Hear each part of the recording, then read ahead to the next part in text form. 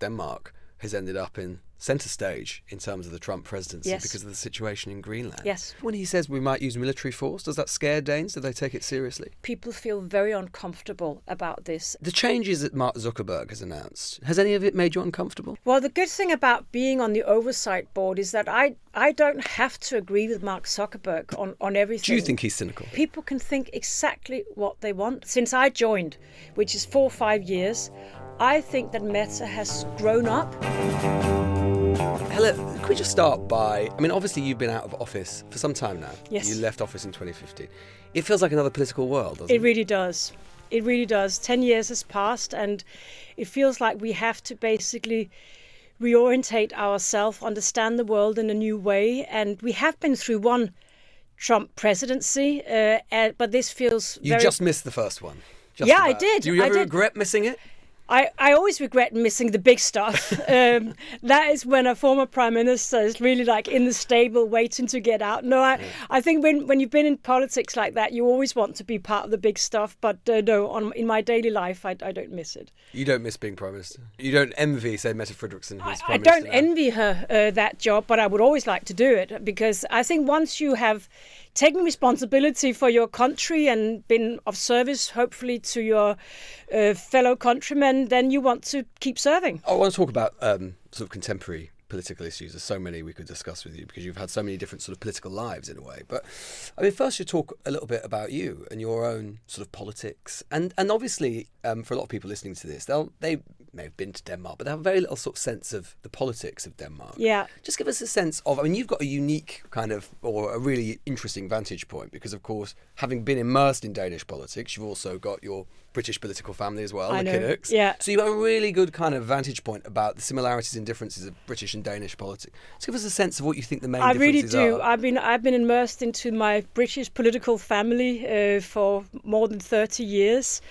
I really feel part of the Labour Party, just to make sure that everyone understands that. I'm married to Stephen Kinnock, and I feel very much part of British society as well. But obviously I'm Danish, and I served in Danish politics for many years. So I feel very much Danish, and then big part of me is European as well. So yeah, I feel that I have immersed myself in all these different political cultures. The biggest difference between the British political culture and the Danish political culture is the art of compromise.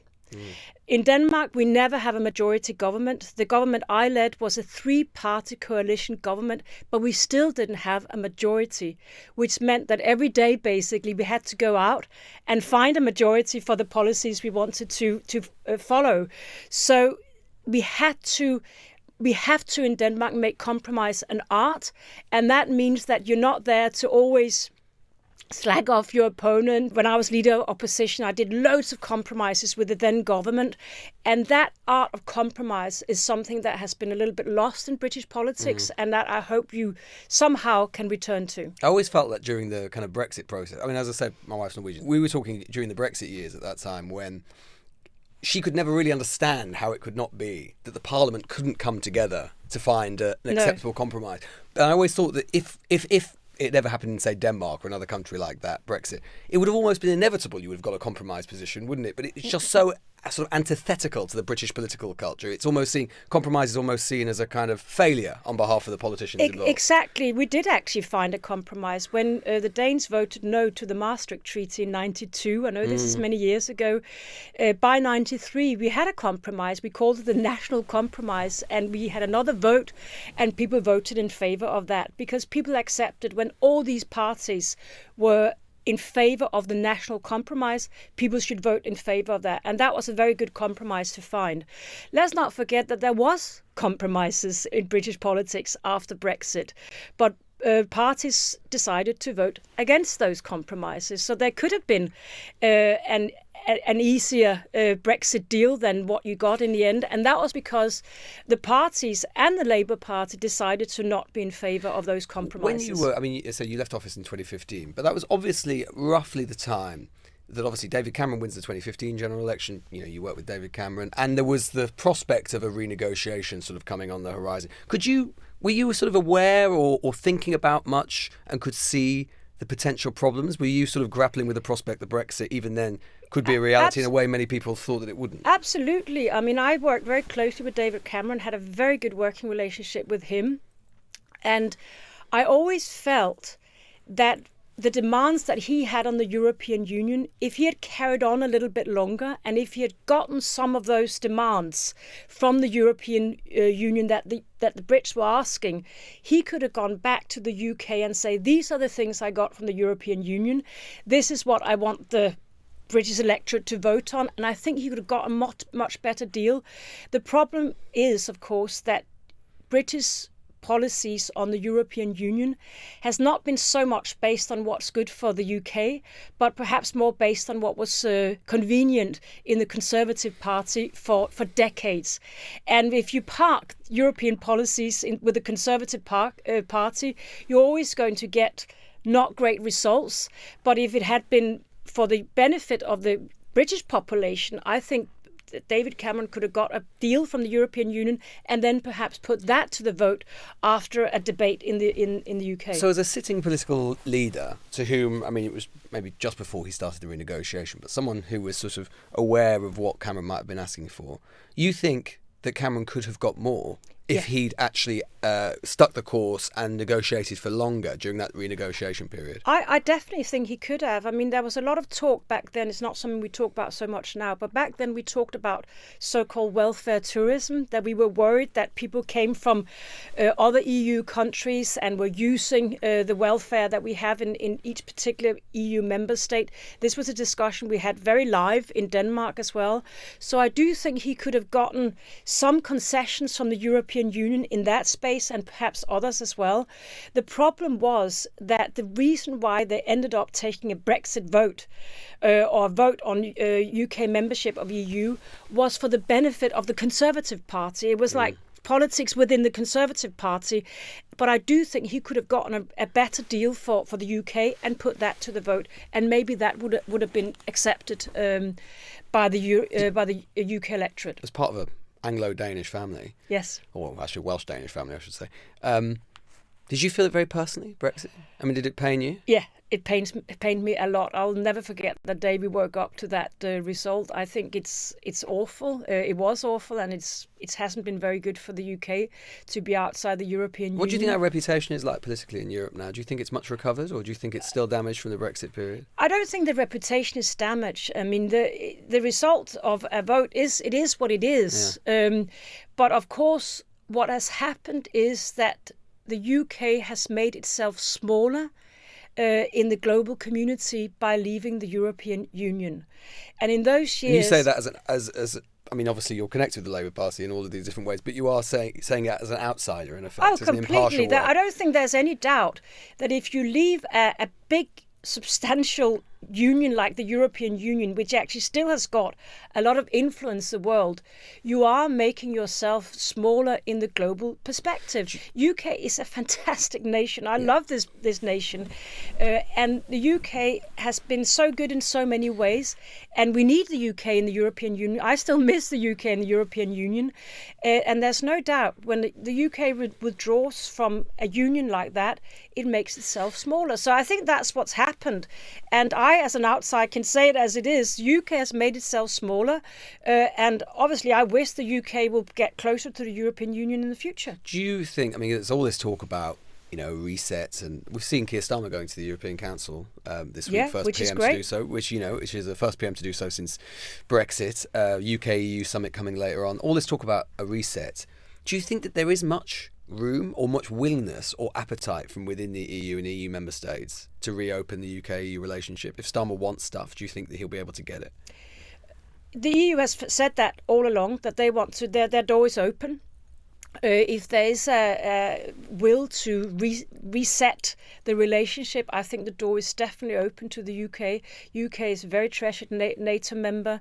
We're very close neighbours. There's still a lot of trade. So I think the door is open to the European Union. It's never been the European Union's style to close any doors. They play by the rule.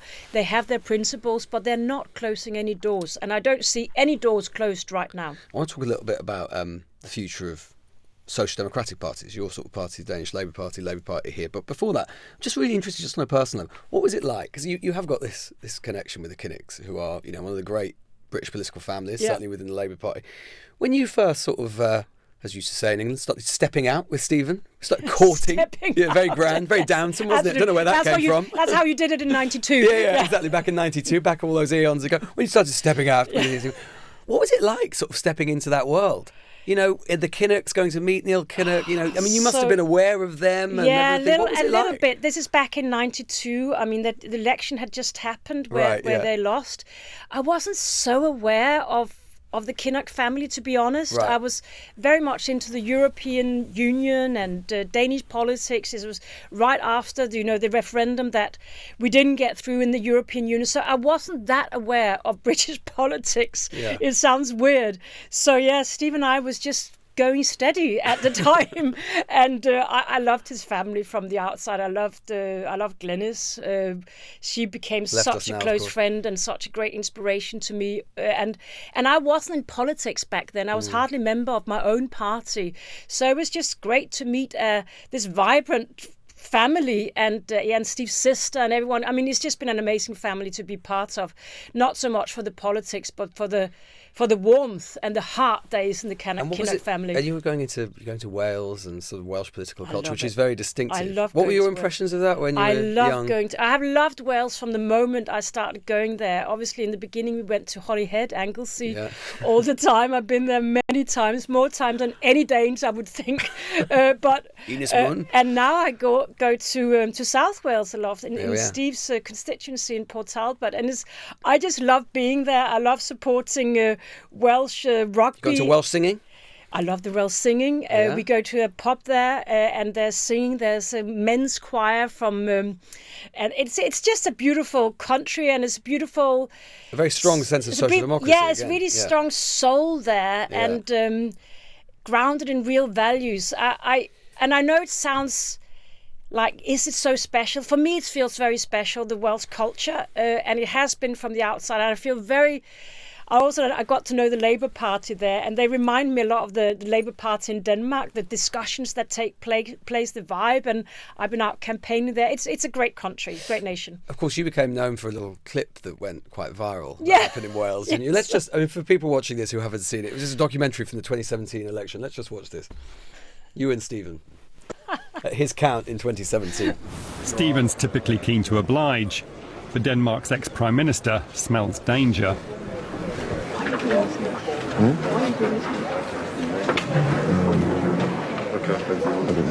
just keep it to the campaign.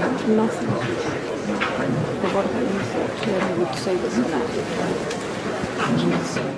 Of course, that was you being the spin doctor, as we know from Borgen. Not a very pro one, I would say, because I remember the whole evening that we had a TV camera with us, but then I forgot in that moment. I looked very serious. You were telling him what's what? Yeah, I know. Does that happen a lot? No, I mean, we have discussed politics for so long, and it's so weird that we've both been in politics. Well, your political senses were on full display there, I think it's fair to say. It is. It is. People saying it's clear where the Prime Minister is in that family. Yeah.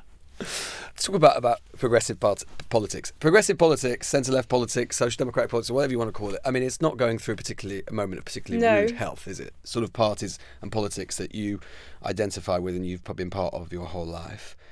What is the future of progressive politics? Because it feels right now that the right, not just the right, but the radical right, is making all of the intellectual running around the world. And social democratic parties, including the Labour Party here, maybe the Danish Labour Party, rather stuck. Almost feels like they don't quite know what to do or where to move. Well, let's not forget that we actually won an election here in July. Yeah. And we're in government in this country, also in government. But the government struggled, I think it's fair to say. Yeah, but all governments struggle. And all governments struggle, particularly when the economy is not picking up.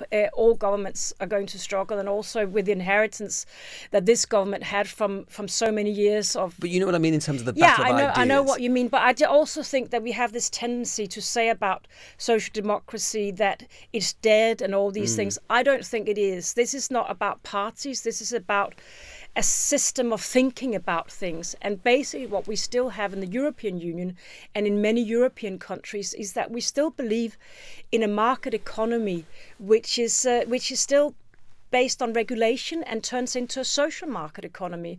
Even in the speech that von der Leyen, the president of the Commission, gave in Davos a couple of weeks ago, she was talking about our insistence on a social market economy. So there's still a thinking of social democracy. That kind of way of operating in a market economy, that is still how we think about things in the European Union, and that is how we think about things in Scandinavian countries. So no, the values of social democracy are still part of the European political thinking. But of course, I'm not denying that some of those values could be in decline now, because we are seeing that the extreme right is certainly not on decline and is coming up in many European countries. And that worries me, of course. Obviously, high rates of migration in particular have changed politics in many European countries and in the United States. And that has posed a particular problem for what centre-left parties do about it. I mean, the Danish Labour Party had a particular style of approaching it, right, which is to move to the right on a lot of these issues. I don't think I think the move to the right is a bit like old-fashioned. When I was certainly a tough tone and a tough stance on these matters. Do you think that's the direction that Social Democratic Party should go in? Which I stood for as well as leader of the party. I was leader of that party for 10 years, and one of the things that I was part of changing was our policies on the economy, on taxation, but also on immigration. And I was very clear, and I think Social Democrats can be very clear, that of course you have to have a very strict governance of your borders, and that means you shouldn't be squeamish about that. No, you shouldn't be squeamish about that, and you can't allow everyone who wants to your country to come to your country. You have to be very strict on your borders. Do you think Merkel made a mistake in 2015-16? I understand why she was doing what she's doing. I'm also reading her book now where she explains it. So you think the legacy it's left? So I understand what she was doing, but we took a different position. We said, of course, we have to take our fair share of the refugees that we have coming out of Syria right now, but also we have to make sure that we are in control of our borders and we are in control of who lives in this country. So you can't have illegal migration. You can't have people coming in, staying in your country, and you don't know where they are and what they're doing. You have to have controls of these things. And to some extent, I think the Democrats in the US could have been clearer on their policies on this. I think Obama was in his years, and I do think it is fair for any government in any part of the world to say we want to control immigration. Did you think Harris was going to lose? I really hoped that she was going to win. I thought she was dealt a very difficult hand, because she had very short time to show who she was and what she wanted to do. So I hope to the end, to the very day of the election, that she would win. Obviously, the fact that she didn't has meant all sorts of things in geopolitics, and one of those things is that Denmark has ended up in centre stage in terms of the Trump presidency because of the situation in Greenland. Yes. Just from the Danish point of view, how is this story playing out in Denmark, and how is it perceived within Denmark? Well, there is a clear recognition that this is a very extraordinary situation, and that is why the Danish Prime Minister have been traveling to European capitals over the last week, also been very, very sure that she needed to get the EU backing for this. She's also been to Downing Street this week to get the backing from Keir Starmer. So there is a very strong feeling in the Danish government and the whole Danish parliament that this is a very extraordinary situation. Trump constantly saying that he wants Greenland, and the vice president Greenland. saying stuff about Denmark which isn't true, that we're not a good ally in NATO, which is completely not true. Denmark has always been a good ally in NATO. We've always been fast to deploy when there was a NATO mission in Afghanistan, wherever it has been. We've been very, very fast to deploy, and also lost a lot of people in Afghanistan. So I think Denmark is a brilliant ally, has been for years. Of course, we are a small country, but that doesn't make us a bad ally. And we tried our best in Greenland as well. Perhaps we can do more in the years to come. But I think there is a sense in Denmark that this is a very extraordinary situation. Is it leading to an anti-American feeling? I think not at this stage. I think people are looking into this and still hoping that there is a diplomatic solution. Does it scare people when he says we might use military force? Does that scare Danes? Do they take it seriously? I don't want to use too strong words, but people feel very uncomfortable about this. And there is a reason why the Danish Prime Minister is travelling to European capitals and also asking the European leaders to back Denmark in this difficult situation. So I hope there is a diplomatic solution. And let's not forget that the Americans have been engaged in Greenland for decades. The Americans have a base or have a base in Greenland. I've been there myself. Did this ever come up when you were Prime Minister? Any in terms of the Americans showing much interest beyond the base and so on? No, and actually the Americans withdraw a little bit from the base. It was called the Thule base. Now it's a Pitufik base, and the Americans weren't that interested in the base over those years. But in real terms, the Americans have actually got very good access to whatever they want in Greenland. If they feel that they want to have a stronger military engagement in Greenland, I think that could be possible. If they want to have a stronger economic engagement in Greenland, that's possible as well. So all the things that the Americans are thinking that they want in Greenland right now, I think are possible without owning Greenland, as they are talking about. When we take account of the things he said about Greenland, the things he said this week about Gaza, can we, in any sense, do you think, rely on Trump as a security partner in Europe? Do you think he's interested at all? We'll have to wait and see. And some of the things that are being said now is so out of the ordinary. So we have to find out what does it mean in real life. There is no doubt that what the Americans are saying right now is a challenge to the multilateralism and the rule-based order that we have become very used to globally. So that's a challenge to that. I was in Panama last week, spoke to the Panamanian president there, and of course they are very worried about the Panama Canal. So now we have the Panama Canal, we have Gaza, we have Greenland to a certain extent as well. And all of these things are challenging that rules-based order that we've been so used. Do you take him seriously on Greenland? Do you think he's serious? I think we have to take every actor from the US talking about this very seriously. So I think all Danes are and all Europeans are. Now you've headed up an NGO which has done humanitarian work around the world. When you hear Trump talking about the forced displacement of the population of Gaza, how do you respond to that? How does that make you feel? Do you think that would indeed be tantamount to ethnic cleansing? I find it very hard not to see this as something that would wanting to clear out the Gaza Strip and the Palestinians' claim on that piece of land. So this makes me extremely worried. Do you think it would be ethnic cleansing? I don't want to use these big words. I'm not sure it helps anyone in this situation. But you understand why some people No, I feel really that's understand mad. why the Palestinians would find this deeply disturbing.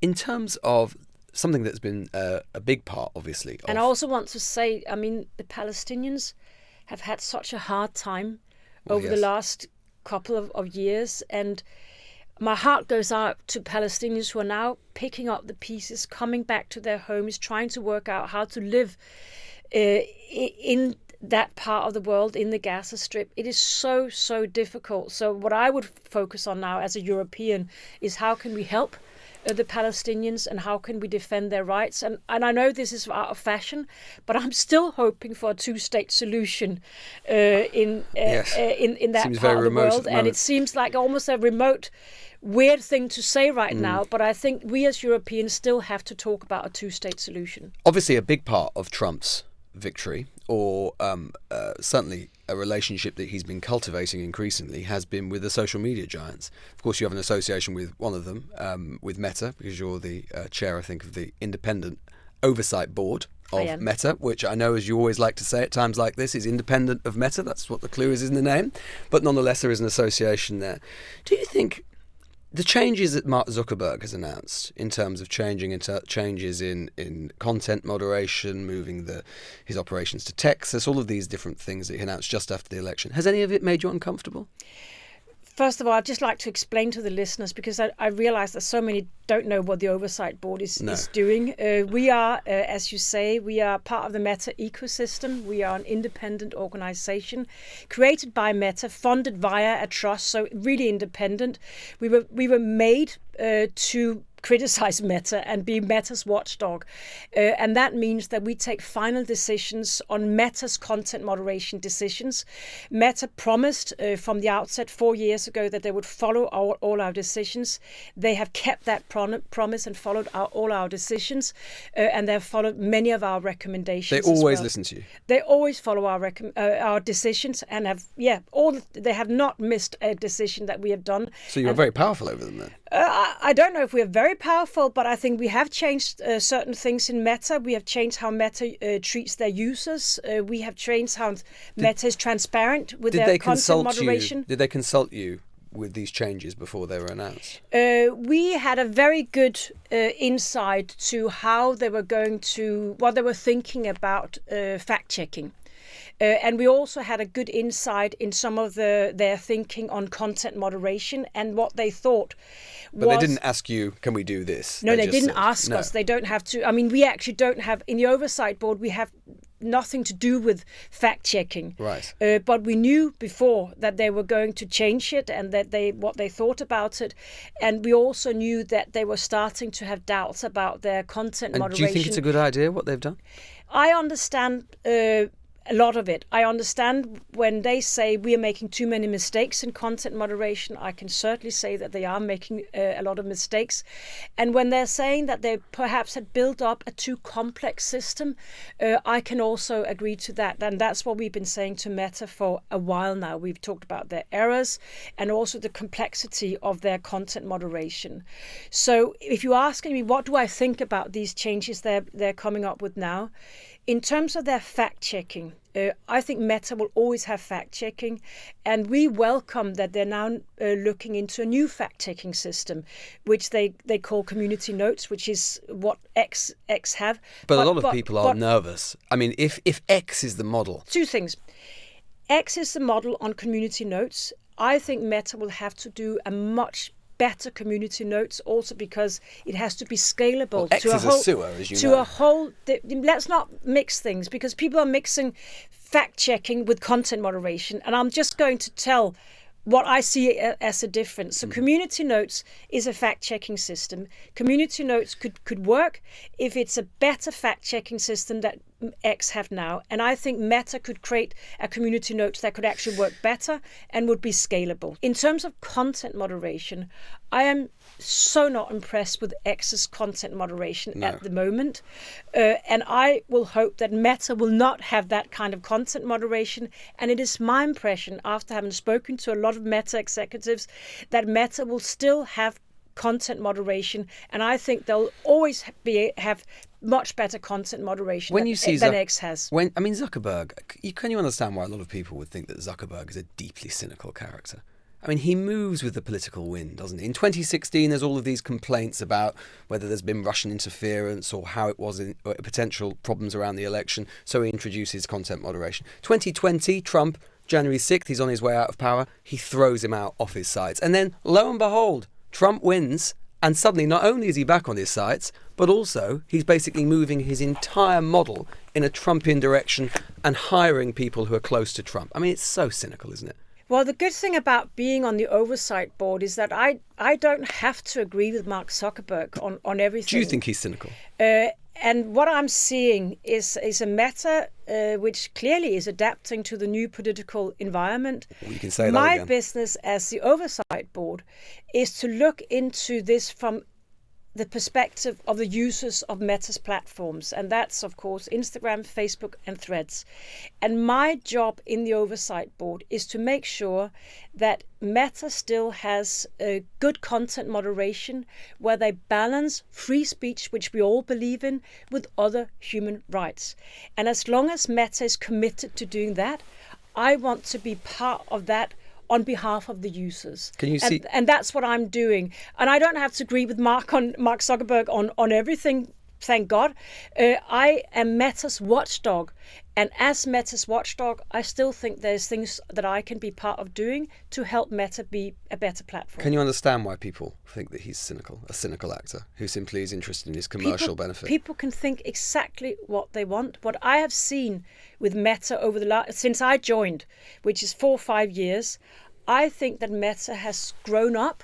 Meta is doing better content moderation. Meta is more transparent, perhaps the most transparent of all the social media companies. If you compare with X, TikTok, others, Google, YouTube, Meta is perhaps the most transparent, also because they have an oversight board that forces them to be transparent. None of the other platforms have got an oversight board, and I'm just happy to help, on behalf of users, to help Meta become a more responsible platform. More responsible platforms. The EU clearly believes that it very, very often doesn't do much good because it is in a situation where it tries to regulate it very heavily, something Zuckerberg has complained about, and fined it repeatedly. So clearly the EU, an organisation of which you're very fond, doesn't think that it does very much good in the EU. I think the EU thinks that social media platforms does a lot of good in the EU. I don't think Zuckerberg doesn't like the EU, I don't as you think know. I don't think there's anything sort of contradictory about liking social media like I do. I like social media. I think they've been good for a lot of things, and at the same time wanted to regulate social media. And I think that's a balance that the UK is trying to find and that the EU is trying to find. And then we can always discuss the degree of regulation, but all countries, from Brazil to India to the EU, are trying to find a way to regulate social media. And that doesn't mean that we don't like social media. So I don't agree on that analysis. But some of these companies do behave deeply irresponsibly, don't they, Helle? I mean, just this week in the UK, I'm sure you've followed it, the Home Secretary has said that she has asked repeatedly for some of these companies to take down material that Axel Rudakabana, the murderer of the 3 Southport little girls, viewed minutes before he went and killed them. They're still there. I mean, that's the British government, which is the 5th or 6th biggest economy in the world, big regulatory power, asking these companies to take this stuff down, which clearly can do no one any good. It's not about freedom of speech, and they don't do it. There's got to be a rebalancing, surely. I think this content is on X. I'm not sure. I don't think it's on Meta. I don't think it's on Meta platforms, because this also shows. And I really want to underline, I'm not here to defend Meta, but I think there is a lack of nuance in the discussion about social media. Everyone loves to hate social media, and it's a very convenient place to be, but maybe we need a little bit more nuance. First of all, there's a difference between social media. X is not the same as Meta, clearly not the same. Meta has got very strict rules about what you can and can't post. They have much better content moderation. So let's have a discussion with that nuance. But in terms of what ministers here want X to have on their platforms, I don't know the details of it, but I know there is a strong judicial system in the UK, and hopefully that will deal with these issues. Just fine, Helle, I could talk to you all day. Really do more about Danish politics. I'd love to do more of a deep dive, but alas, time has beaten us. Just going back to that discussion or that question about the future of progressive parties. I mean, one of the big things that has been focused upon, particularly in the wake of the Democrats' loss in November, has been the question about whether left of centre parties have been too interested in cultural issues. And in particular, the thing that gets talked about a lot is the trans question. Now, of course, you have a particular kind of locus on that because you have a trans son. Yeah. And I just wondered if you could reflect a little bit on how you feel when this is constantly sort of brought up. And let's be honest, trans people often feel, and I think with some legitimacy, that they are a real target in these questions unfairly and are treated badly. How you reflect on that? Well, as you say, this is for me not a political question. It's a personal question. I have a trans son. Steve and I have, a whole family has been part of that transition, and we're so proud of our Milo and the way that he has taken choices for himself to live authentically. And I actually feel that this is a group which is targeted and very, very vulnerable, has got a lot of mental issues, dealing with that, not our son Milo, but in general. And that is why I am so worried about politicizing trans issues.